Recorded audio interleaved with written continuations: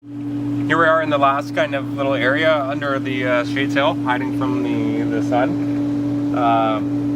So I have like one kind of big cactus that was moved so the dogs didn't pull it off. But that's the prickly pear cactus. Oh yeah. From a cutting. It's all from one cutting there. I started one this year too. Yeah. Yeah, they grow really strong. Yeah. And edible fruit, I think, on them. Yeah. I've had one actually. It was growing in my university greenhouse. Okay, yeah. And they shared it with us. It was pretty tasty. Yeah. Interesting. It's like a bright pink or purple. Yeah, my wife buys them in the grocery store. Oh, actually, I didn't know you can buy them. Yeah. Really cool. You get like a package of 8 of them or something, and really good. They're one of her favorite fruits, or if you call it a fruit. I don't know. I don't know what it is. In front of it here, we have what looks like a regular fern, but if you check it out, it's the rabbit foot fern. And this is the one from the KW nursery call. Yes, yeah. It's grown a lot. Yeah. So there is a pot in there, but it's completely overgrown it. Wow. And I was telling Nigel, basically they propagate really easy because this is a rhizome. Okay. Or a part of the plant that can grow roots. So you can just cut off these whole feet, and if it has a fern, like you can see here, the leaves grow right out of the feet. Growing right out of it, yeah. So you cut off a piece of that foot with a fern on it, and you'll likely be able to grow it. Oh, wow. So Nigel, you can have a bunch here if you want to try her out. Yeah, I'll try it out, sure. But it's quickly grown over this pot. It's just amazing, isn't it? And that's an Eldon pot there, you can see. Oh, wow. So yeah, this is another thing I think would be interesting to show. So I'm probably going to do some of that pruning to cut back these feet and cut back some of the bigger fern leaves. Yeah. To kind of reduce it a little bit. But you can see here's the new fern growing. Yeah, isn't that Very incredible? Cool. Eh? It'd be cool to time it so I prune it and then I'd get all these new ferns Yeah. to come out. That'd be fun. That is cool. Yeah. Really unique plant. Yeah. Very fun. I wonder where they're native to, do you know? Yeah, no, I don't know. I don't know either. I know they're not hardy, so this comes in. It comes in, okay. I treat it as a tropical. Yeah, very fine fern and foliage, isn't it? Mm-hmm. Oh, really cool. Yeah. Back over here, so you can see for scale, my big Jade Forest, which is not so big anymore. This is the front here, is it? Yeah. Wow, you've reduced that back, Connor? Yeah, I did.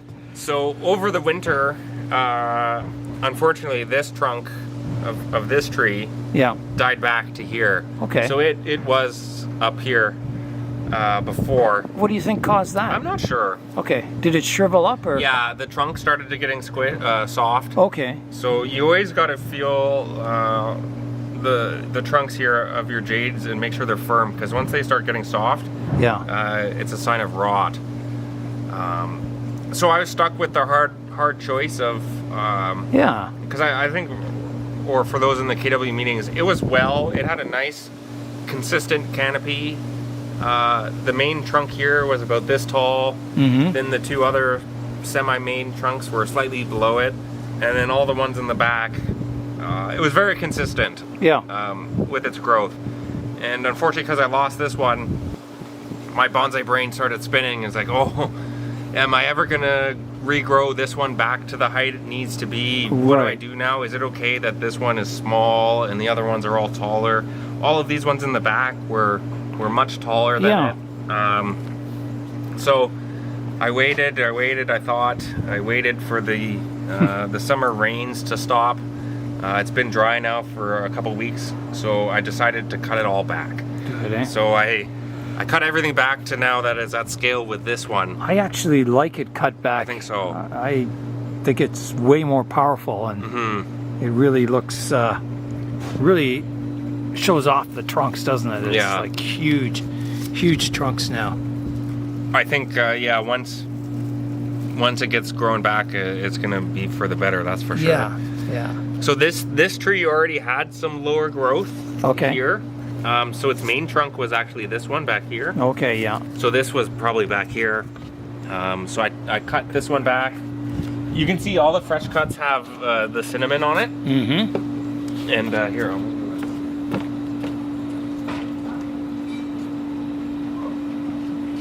I can't remember exactly where this one was from. But Okay.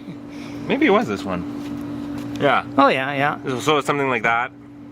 That's So that going got to removed. Thunder Bay for Marisol. Yeah. Heads up, Marisol. This is coming to you. Yeah. So you can see it's almost. I was talking to Nigel about this. I think the cinnamon dries out the cuts faster. I see. Because these were cut off on Tuesday of this week. Wow. So they're already well dried. Yeah. This eventually will flake off, like you'll see here. Yeah. And then the new skin, the green skin, you'll see. Yeah, that's you can see it here and stuff. Yeah. And then as that's happening, I'll also get new buds out of the layers that are lower than it. And once they're dried like this, I would maybe wait a week or two, and then this could be planted as a cutting. Yeah. I'd remove a lot of the foliage, reduce it to maybe 1 or 2 leaves each, just so when it doesn't have any roots, it's going to fall over. Yeah. But then it will almost 100% guaranteed root. Yes. I think every single one I've ever taken has always rooted. Yeah, yeah. Oh, that's awesome, Connor. Yeah. Well, I think it's come a long way. Yeah, big changes. Yeah. Big changes, big trees. Yeah. You can see there's new growth here, actually. Oh, yeah. Now it looks like the pot could be smaller. It could be, yeah. A little bit, couldn't Hopefully, yeah. You can see there's still the native soil here. Oh, yeah. So I didn't get all the way into the root base. It's hard to get that out. It is. The roots are so fine, aren't they? It's just dense. So anything that's like not this kind of root, you're just gonna destroy. I see. When you try to excavate it. Yeah. Which is not a big deal for jade because they don't need much roots to begin with. Yeah, it'll grow back eventually, won't it? Yeah. So now I'm just keeping this out of the rain. Yeah. If we ever do get any more. Yeah, till it starts getting more foliage, and then it can take a little more water. Exactly. Wow. Beside it is another one of my big jades. Let's come over golem, here. The golem jade. Yeah. Wow. I like these ones the most for bonsai because they have almost needle-like foliage. Yeah. Or very upright foliage. Yeah, like a pine, isn't it? Yeah, exactly. So it's easier to convince yourself that it looks like, or it has pads. Yeah. So you can see here, this is a very paddy feel to it. It's it's very flat. It's upright. Like it looks like a pine, like a Japanese pine. Yeah, it's got that kind of structure, doesn't it? Yeah. Yeah, they're really nice, really nice. This one's in need for another prune. But you can see here, even, this is a much younger jade, but even here it's starting to get the flaky bark. Yeah. And that's a combination of sun and age. So even on this one, which has exceptional bark, the areas that, maybe Nigel, you can swing around here. Oh yeah. So you can see there's a branch here, a trunk, a big one that came up here, and that blocked all the sun from this area. So it's very smooth, where everything else is aged. So it's a function of sun and that on it, But yeah, really nice, isn't it? So these are younger, these ones, aren't they? Yeah. So hoping to get new cuts, new buds out of all of these. Oh, that'll be good. Probably by the end of summer it will be. I hope so, yeah. Yeah. Because inside you're less likely to get good growth because of the lower light. Yeah, you just maintain what you have then. Well, I'll let you know, I hard pruned mine recently, so I'll let you know when it starts budding out. Great. How long it took. And around here, so we'll swing around and talk about my juniper here, but I have some just wildflowers and stuff for pollinators and bees and whatnot. Yeah. I have some of my accent plants in training around here. Yeah. Just kind of rounds off the whole seating area here. It's nice in here, isn't it? Yeah. But if you guys remember my main juniper here. Yeah, from the Toronto show. Yeah, and it's undergone some severe changes. If you guys remember what it looks like. So it had this lower branch. Yeah. It came out here during the show. Quite low branches. So this one I completely removed. Wow. 2 big branches. That must have been It was tough to do. It was very tough. And then I had to convince myself that I could reshape everything with the branches that I had. Right. Which I think I successfully did. Yeah. But for example, here's another big branch, this back branch. Oh, wow. That I took off. Just massive. I didn't see that one. Yeah. Wow, that's... Did you say big cut coming up? Yeah. And take a big breath and... Oh man, that would have been tough to do, Connor. But it looks really good, doesn't it? Yeah. So you're looking at the back now. Yeah. Let me go back to the front here. Front here. Yeah. So basically, I had to remove the primary branch, the next primary branch, and then the primary back branch. I see. So basically, I moved everything like a layer up. Another tier up. Yeah. So now this is my primary branch here. Yeah. My secondary branch here, and then thankfully, you know, I had some good back branches. Yeah. So I've more or less set the general location of all the branches now. I do wish there was maybe something right here. I see. The back branch it could provide more depth. It will grow out for sure. Yeah, maybe that's something to work on for the future. Yeah. But the spacing of it, the airiness makes it look more mature. I think you've set it up for the future. It needed more trunk, didn't it? Yes. Yeah. And then it allows you to weep the foliage and still maintain the balance of the tree, the proportions. Yeah. So a lot of these primary branches almost go straight down. Yeah. Which you see on junipers a lot. They almost cascade down, don't they? Yeah. And you did severe twisting of the top apex. Yes, yeah. So this was straight actually. So this apex was up here. Wow. Well, maybe that's a bit exaggerated. Maybe it was about here. Yeah. But it looked like a pom pom on a stick.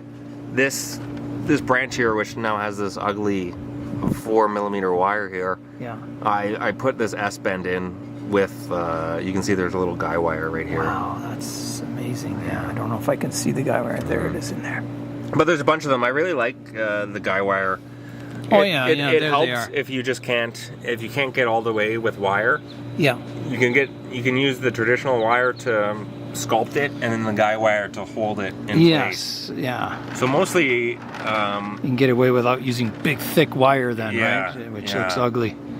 Yeah. So actually, most of these branches all have a guy wire. Okay. Or 2 on them.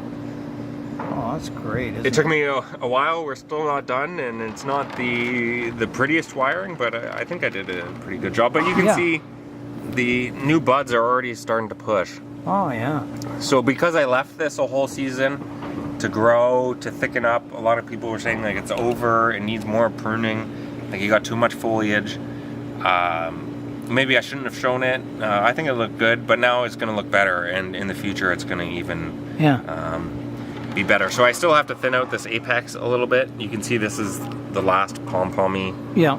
But I was just happy I got them into place. Oh yeah. So now it's just let it recover now, and then keep taking it a step further in the future. Eh? That's what bonsai is all about. It's came a long way since I got it. That's for sure. Yeah.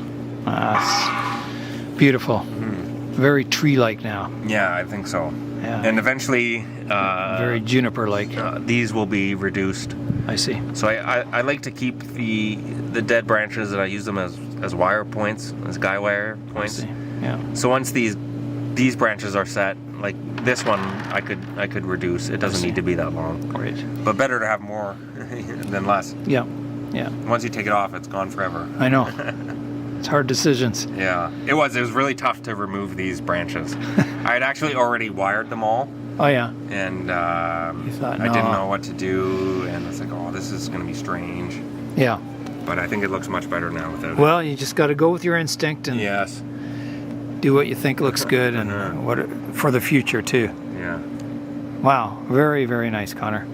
So this is my big Siberian Elm Forest that was back there on the bench that we pulled out for a better look here. So these are all from seedlings that were, I think, just weeds in our friend Carlos's pot. He had a big Siberian elm tree that I think is the progenitor of Nigel's Siberian elms too. Yeah. So these were Ricardo, right? Ricardo, yeah. Ricardo, no, yeah. Sorry, Ricardo. Yeah. So these were all from the same pot, all various sizes. You can see I have a nice diversity of trunks and thicknesses and whatnot. The main trunk is very significant. Yes. And a down bunch to of other young whips, which is really nice to have that variety. That's what forests, once they get to a certain maturity, I'd like to see people plant more seedlings around the edges and make them bigger, because I find some of the really old forests, all the trees kind of start looking too thick and there's no young ones. And I like that diversity in the forest, young ones and old ones. Yeah, so you've got a good selection here. I have some of our Kingston rocks. Kingston rocks that we collected. This is a nice. Don't they look awesome? Eh? They're the best rocks ever. Wow. So it's great. So I was talking to Nigel before about this. I really want to style this as a naturalized elm forest. Yeah. And elms, from what I've seen, I haven't really seen too many references of them in a forest. I think that's harder to replicate, I guess. But they normally have major bifurcation in the branches, and they don't normally have a single leader. So once they've set, they're very chandelier. Champagne glass? Champagne glass, Champagne, or a very... Martini glass. Martini glass, tight, upright, upside down triangle. But what I was trying to spit out there is that they normally don't have a central leader. Yes. They have these big branches, and then there's no central leader. All of the vigor goes into those branches. I really like the size of this forest. I think it's quite large.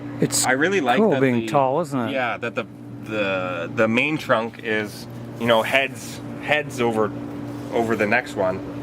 I like that aspect of the forest. That's why I pruned it. My first prune point was here. I see, yeah.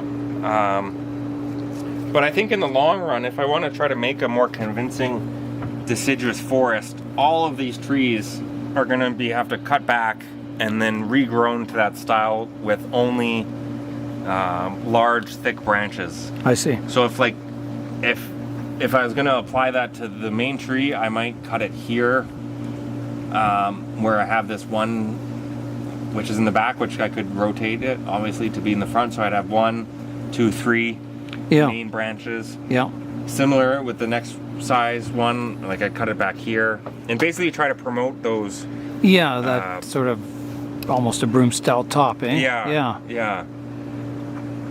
And then that would give you, in a forest, you'd get that tree shyness. When you look up and the trees don't touch the canopy. Yeah. But they're still growing. Each one would have its own. Yeah, kind of a narrow broom style almost, or something. Yeah. Yeah, that would be quite something, wouldn't it?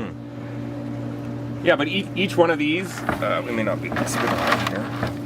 Each one of these came out of that pot, all different sizes. Yeah. I think incredible to get. Look most at of them, every single one lives. So thin there, isn't it? Yeah, and look at this one right here. Oh wow! It died back, but I think I was 100% on, and I took them back hard. The Siberian elms are very, very robust. Yeah. Oh, yeah, so lots to come, lots to prune. It's just been growing out. Yeah. Quite wild. Oh, that's really cool, Connor. I'm looking forward to working on mine too. Yeah. It's a really cool species, isn't it? And they get fantastic bark as they get older. Very vigorous. Yeah. Hard to kill, hopefully. Yeah, hopefully. Okay, folks, last but not least, is a new addition. It's kind of my wall of mame here. Cool. So most of them are in the my grow baskets. So we'll just start at the top down. Okay. So this is one of the Cork Bark jades that Nigel gave me. Oh, wow. So it's growing really strong here. Yeah. So this gets watered twice a day, pretty much. I water mine a lot too. Yeah. They need Water and fertilizer, they like it. Yeah. A lot of people think the jades and the porticarias don't need water. Yeah. But if you want to grow them strong and vigorously, if you're giving them lots of light, then they can definitely take that water. As long as they have weather like this, sun and warm days, eh? Yeah. If you watered it like this in the inside, and you had poor light quality, you'd definitely rot it out. Rot it out, yeah. Beside it is my variegated. It's looking good. Jade. Yeah, again, growing very vigorously. Less so. The variegated always grows smaller or slower than the non-variegated type. Yeah. But this was what I was talking about. Oh yeah. So I pruned it here, and then you can see I got 2 shoots that are completely albino. Yeah. 100%. So even if I pruned this in hopes of getting more shoots, it will be variegated as well because the whole stem is variegated, and I'm sure there's a fancy scientific word for that. Albino though, you'd if you prune this, it would still come out white. Yeah, 100% white, not variegated like this, like pure white. Yes. And unfortunately, I need that branch. It's kind of my primary branch. I know. It sets it, and you can see I'm only one junction away from the trunk. Yeah. So you can't. So if I cut this back, it may die back to the trunk. I may get one more bud here. Yeah. But you can see these branches are just insignificantly vigorous compared to the other ones. Yeah. They don't grow at all. So there's no way that I'm going to regrow that branch in with these complete albino. Right. It's just sort of stuck there, isn't it? Stasis. Yeah. Very slow. I'm surprised that I even got these shoots. Like these are 3 or 4 years old. Here's another one that's completely albino. So it happens throughout the tree. So there's some. Yeah. It's unique. It's a challenge. That's for sure. I could redesign it. It could get a little bit bigger. This branch got real thick. Yeah. It looks really interesting with all the different colors on it. Yeah. It's almost like it's in flower or something. Mm-hmm. I do really like the spurts or lack of color. Yeah. In some cases. It's cool. Yeah. So I'm gonna definitely a challenge though to grow. I'll have to decide something eventually. Yeah. Up here on the second layer, this is the English oak.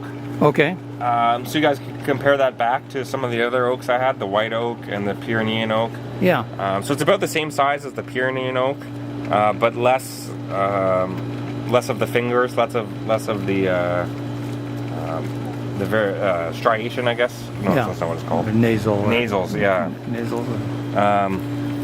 So you can see here, these are the wire marks. A very young tree. Yeah. Is this one of the ones I gave you, or? Yes, yeah. So this is a royal oak. Yeah.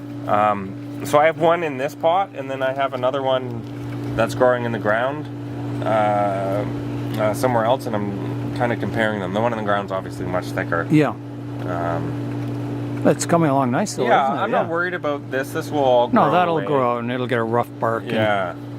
But I'm thinking this would be a cool kind of cascade. Oh yeah. Wow. Or this may grow out of this curve eventually. Yeah, it may smooth out, eh? Because when I applied it, it's very in that traditional S shape. I see. And then there's not a lot of growth up until here. I see. So I could grow it out into a big thick tree where the first branch right here would make sense. Yeah. Cut it back. There's another branch right here. Lots of options. Yeah. Well, it's young, and see what happens, eh? Full of stink, yeah. That's what these updates are for, to see what you did with everything. I did prune it. Yeah. So the oaks you can get a second flush out of, Nigel. I'm not sure if you knew that.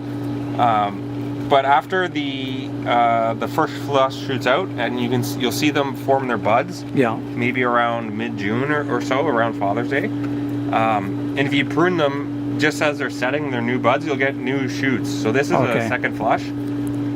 So this is actually the second flush of my oak here. I did prune mine too, and they're flushing out again. Great. Yeah, that's awesome. Yeah. I love oaks. And the new leaves come out red. It's just really cool. Yeah. I love that. Beside it is a little twist cherry. Oh yeah. So it's actually there's two trunks in Small here. leaves, isn't it? Yeah. Wow. So and it is another prolific flower. Really great flowers. White flowers in bunches. Yeah. Nice. Little twist cherry is the variety, and you can see here. So this is a separate trunk. Mm-hmm. And you can see this kind of movement off to the side is mimicked right here. Oh yeah. So I'm going to air layer this whole branch, and I'll get a consistent kind of mother and daughter style to it. Oh, that'll be cool, won't it? Yeah, really fun. Nice. Really strong grower too. You can see all the good growth in it. Yeah. On this layer is a bunch of different kinds of maples. Okay. So this is the trident maple. Oh yeah. From Razor. Yeah, I think it's the same one you got. Yeah. Or similar. He was giving them out that day at his open house, wasn't he? Yeah. Yeah. Mine looks about the same. Yeah, so it's growing really strong. I kept mine in this guy right here, so similar to you. Yeah. Beside it is the field maple. Yeah. So you can see there that's the kind of field maple. Is that one from David too? Or? Yeah, so I got one larger one that I planted individually, and then I put all the little ones in that forest. I see. So it's got some nice movement to it. Yeah, it's good. Nice branching. And starting out. Cool trees. Yeah. Beside it is the Korean maple that you and Zin got as well. From the Toronto show? Yeah, I had to go back and it's get growing one. really well, isn't it? Really unique look at leaf these type. leaves here. Eh? Yeah. It's the same color as my skin. and bigger ones now. I'm probably overgrowing them and stuff. Nice. Again, this is probably a sign of overwatering or not enough fertilizer. It's in a little pot. Yeah. But that tipped over a lot, so I keep. Yeah, mine keeps tipping over too. Beside it is not a maple, but it's a fragrant sumac. Okay. So this is our native sumac. Yeah. This was it still is. It's a triple tree grove. But you can see the main tree right here. I don't know what happened. Midsummer, these leaves started to droop, and then they started to change into fall colors, and I'm like, oh, that's not pretty good. And then now you can see they're crispy. Yeah. So it's very likely that this is going to die back, but you can see this new shoot is from the coming same off the base of it. Base. So and this looks very healthy and vigorous. Well, maybe that's just the way they grow. Is that it grows up, dies off, and new shoots come up all the time. But they have a really nice leaf type and a flower. A great native species that I think everyone should have, the fragrant sumac. Because I know of the staghorn sumac, which we have at home. Yeah. I've got it growing in the front garden. If I prune the top off, it'll get some branching, but then it also stimulates new suckers to come from the base. So, they don't really like pruning that much, but maybe they're very kind of basally dominant, or like to make suckers. Yeah. Let me move this so you guys can see it. Down here is my Boxville row, except for this. So this is the other Kingsville Boxwood that you guys saw back there. This one has a nice little trunk there. Oh yeah. So I keep my Boxwoods, not Boxvilles. Boxwoods. In semi-shade. Yes. I think they like it much better than full sun. I noticed mine in the full sun, they get a little yellow fringe around the leaf, which I don't think is a good sign. They definitely burn. I keep them in the shade more often. It almost looks like they're variegated or something in the sun. And I think it's just too much sun exposure. That looks really good, Connor. Yeah, this is a nice little one that I could show. That could be a show tree for sure. Is this an elden pot? No. But just a nice little pot, and rugged looking, isn't it? Yeah. They look like oaks to me, don't they? Yeah, and this is not a Kingsville. I think has the smallest leaves. Yeah. And is the best dwarf boxwood. Yeah, this kind. Yeah, this is the Kingsville. This is just there's tons of different varieties at the nurseries. Yeah. A green velvet, green monster, all sorts of different kind of stuff. Yeah, Harlandy's another one. Yeah. But this is just the non-specific regular kind of. Yeah, but still very nice, and you'll see we'll still make a very convincing show in. They're amazing. Yeah. I love the bark and everything. So maybe this will be another one that I prune and I try to bring to the show. It's in a good shape. It's about that time we got to start deciding what trees are going in the show. Yes, yeah. When is the show? So for everyone, the show, the KW show, a one-day show on Saturday, October 29th at the King's View. Sorry, we'll have to cut it and then I'll get you guys the place. Okay. But it's at the same church we had last time, downtown Waterloo.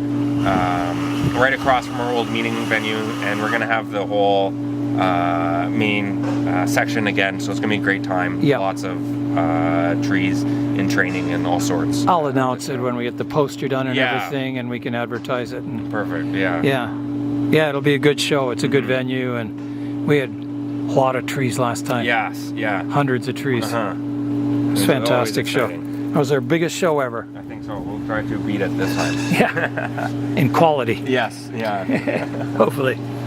Beside it is my dwarf Fukian tea. Yeah. So you can see it's starting to flower here. Nice. Some pollen came off there. That's interesting. Yeah, I saw that. So I cut mine back and cascaded it. I found one branch in it that I really liked. Yeah. So it's doing well. Again, moss on top just to kind of keep the roots going down. Yeah. And recovered really well and probably could use another thinning. Wow. Good strong growth here. Good grow, right? And here, yeah. Beside it is another variety of dwarf boxwood. Wow, I've never seen one like that before. Yeah, more long type. Yeah, it's unusual Foliage, right? Yeah. leaves, isn't it? Yeah, not as round as this one. No. Yeah, it's not the Kingsville. I'm not sure the exact variety. Yeah, but another variety, and it looks good. Below it is the Forsythia. This one here. Okay, yeah. And wow. This is kind of funny story happened with this tree. But the Forsythia are the shrub-like trees with the bright yellow flowers in the spring. Yeah. Forsythia, right? Yeah. Forsythia. Yeah, Forsythia.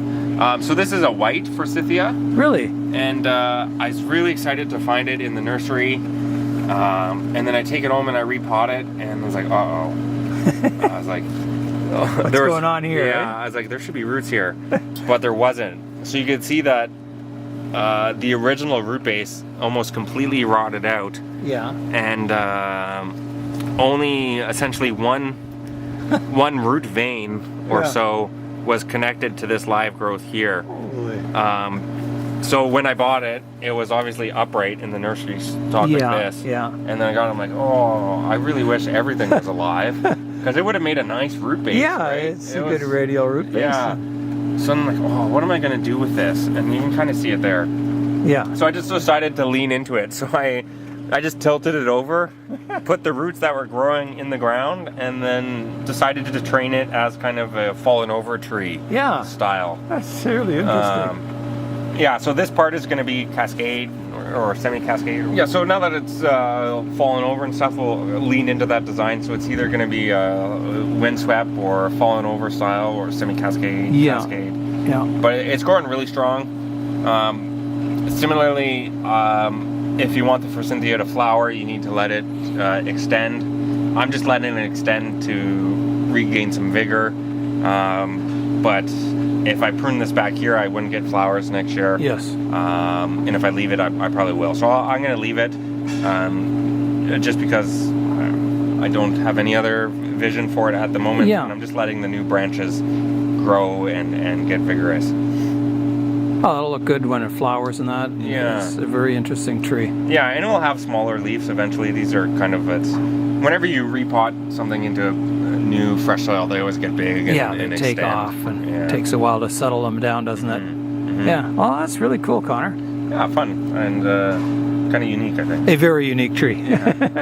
I've never seen one like that in my life, which is cool. Beside it is this is a service berry. Okay, yeah. Or a Saskatoon berry. Yeah, my wife has some of those. Yeah, it's feel these Nigel, very soft, velvety leaves almost. It feels really good, doesn't it? Wow, it's like velvet or something. So I found plastic or something, man. They have great fall colors. Kind of boring in the summer, but the real showstopper is the berries in the spring, obviously. Yeah. And good to eat too. Yeah, yeah. So just a young one, but I haven't actually checked it. But look at all these new buds here, Nigel. Oh yeah, and this all over the trunk. This is exciting because it's the first time I've seen these. Wow, look at them all.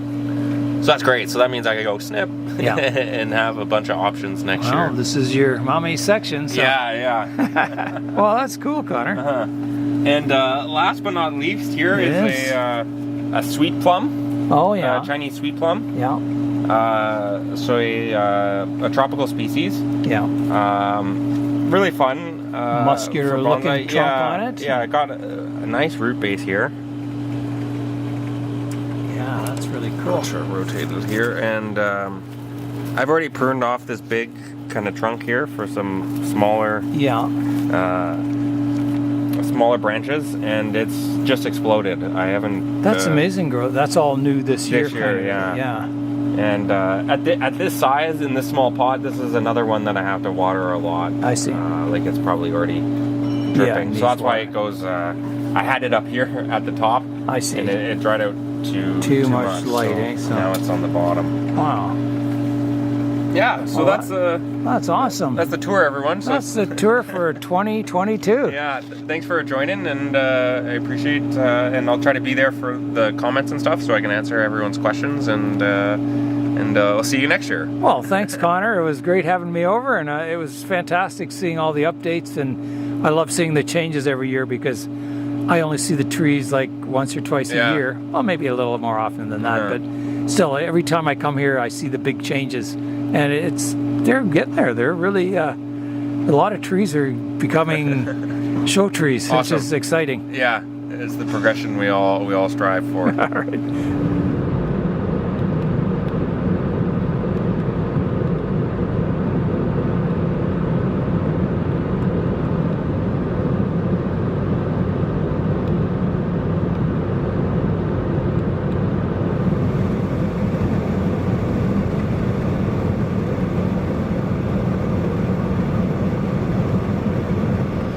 I am back at home now. What a road trip that was.